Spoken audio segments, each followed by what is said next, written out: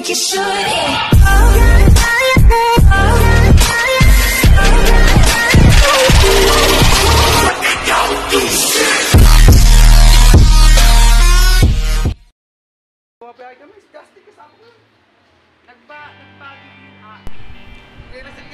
Works is for today. I'm Bino Works. I'm set up at my bike. I'm to steer tube or fork or pagbabawas ng ating fork dito sa Kaloy's Bike Shop. Ako pala si Bino Works. Pagpapakilala muna pala ako sa inyo. Ako pala ang gumagawa ng mga bike dito. And so, meron na po rin po tayong ginagawa rin mga e-bike. And yun lang, e-bike. Wala naman tayo, siyempre ito ginagawa po namin dito bike, tungkol din po, tas e-bike, mag-upgrade na rin po kami at dito sa Kaloy's Bike Shop sa Bustos, at meron po kami main branch dito sa Baliwag, Sabang, Hilario Street. Sa main branch po natin, at dito po ako at yan po pinapalubog po natin ng star nut o flower na tinatawag po dito, kasi pag hindi man yung flower na yan, kasi magpuputol ho tayo ng steer tube na steel ng pang road bike po. So road bike and MTB pares lang po sila niyan, wala po silang pinagkaiba. Ang pinagkaiba lang po kasi nila setup, kasi ang road bike napakaliit na pakanipis ng gulong, hindi katulad ng mountain bike makapal, mas makapal pa sa shota mo sa mukha ng shota mo. So dito yan ay magbabawas tayo ng steer tube or yan extension o pinaka tubo ng tinidor ng port ng MTB o mountain bike. So doon tuturo ko po sa inyo paano magputol o paano mag-setup. So yung road bike talaga napaka talaga yan, hindi siya mababa. Tulad ng pinapaliwanag ko kanina rin dyan. So makikita nyo yung maririnig nyo yung sinasabi ko rin dyan tungkol din sa customer ko paano magiging ano. Ito, ayaw pa nga paputol ng customer, pero sabi ko mas maganda putulin natin kasi maganda para sexy yung bisikleta mo o ano. Sayang din naman kasi ang yung speed din niya, baka mamaya magbayad pa siya sa akin. Sabi ko bala ka na kung magkano iabot mo o kung wala ka na pang-aabot, puntahan mo na lang sa ibang araw. At least nandito ako na rin naman, gagalawin ko na rin naman kasi sayang din naman yung punta mo. Kahit sabi mong taga dyan ka lang, sayang din naman yan, at least setup ko na yan. So yung pinamputol ko na yan, yung nakita nyo kulay blue kanina, saka yan panlubog talaga ng star nut o flower na tinatawag dito sa amin. Ang star nut, yung sa katulong din yan is paano mag-press ng headset na 44mm siya na non-tapered. Yun ang pinaka niya, yung pinaka setup niya, yung pinaka niya. Papakita ko sa inyo yung pares sila ng sukat 44mm na non-tapered. So tutunggulin natin yan pababa, dahan-dahanin nyo lang kasi pag bumaliko yan hindi na matatanggal yan kasi yung pinaka steer tube nya meron na talagang gatlado sa ilalim. Meron talaga mga port na talagang kayang tanggalin yung star nut na inulubog talaga lahat yun. Yung star nut na yun hindi mo pwedeng ibalik pataas, kailangan yun pababa. Kasi yung star nut na yun, putol yun. Putol na talaga yun. Hindi ko pa napapicturean pala mga kaibigan o mga customer. O tawag ko na lang sa inyo mga customer, wag na lang kasupsup. Ang pangit eh. Eldo kasi doon sa YouTube channel ko dati po mga kaibigan, is 2,000 kasupsup po nandun na iwan po.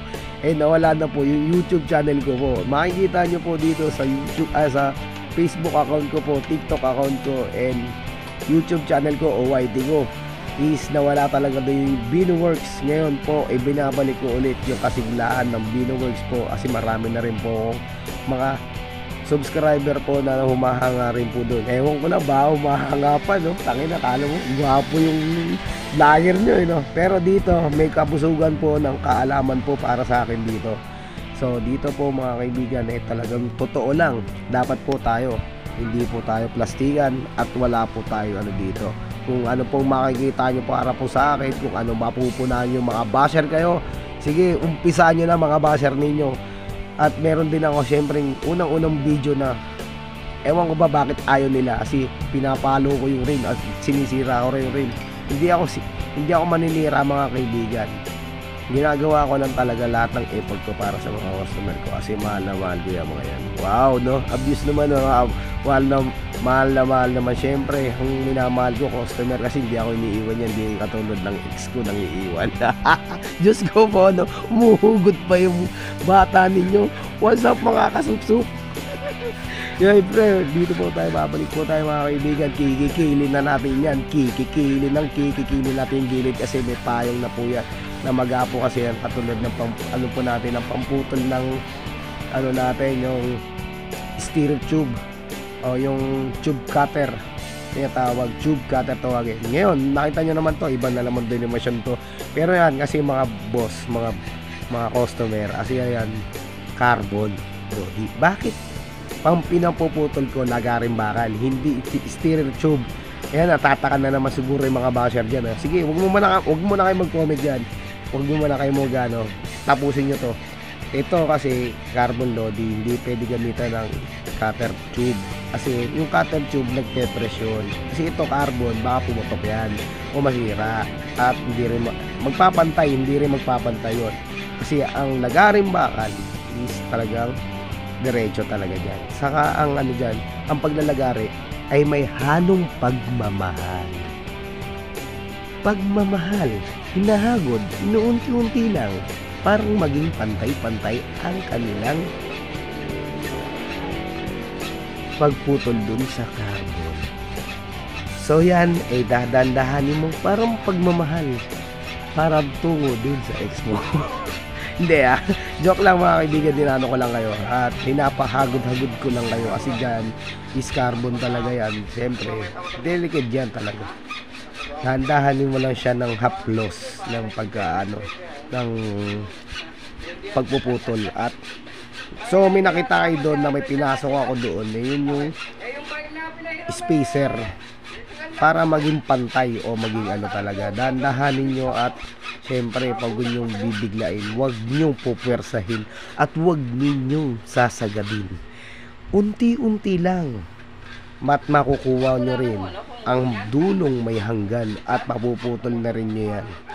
So, dyan ay pinaputol din sa akin yan at yan nakabili sa amin ng Toxic Brandon dyan sa Kaloy's Bike Shop. Yan. Ganyan lang ang pagputol ng carbon. Yung iba kasi ginagamit is doon sa bakal, ang pinagpuputol talaga nila, lagaring bakal. Pwede naman yon, although pwede naman, kaso nga lang minsan hindi napapantay at hindi diretso. So pag wala kayong cutter tube talaga, pumunta na lang kayo sa mga tindahan katulad nun sa amin. Yan talaga yung sa mga mekaniko dyan. Hindi naman lahat ng pero dito sa akin ganyan talaga yung ginagawa ko. Yan, carbon ang pinangano ko talaga sa din, kahit sabihin mo sa mga high end ng mga carbon talaga lahat ng mga dyan. Kaya yan, sana may nakuha kayo sa akin konting lang idea dito. Sana naman suportahan nyo ako dito sa TikTok. Dito kasi nagano ako sa TikTok. Ako pala si Bino Works, ang mekaniko ng e-bike and bicycle, and wag lang motor, hindi tayo gumagawa na yun. May mga mekaniko dyan kay Boss Ani sa katabi namin. At maraming salamat. Please follow. Gusto nyo mag-follow and mag-subscribe sa akin sa YouTube channel. Yan po yung gagawin natin. At bike, although bike na pag night ride baka makapag-sundot-sundot ulit ako kasi may pasok na si Panyang, si Pala Decision.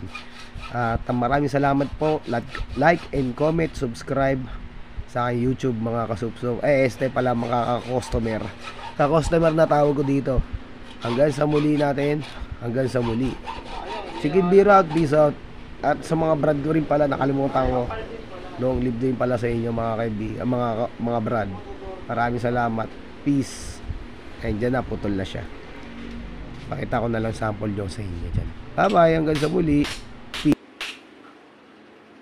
DVD ng carbon yun. Hindi lang tulad dati.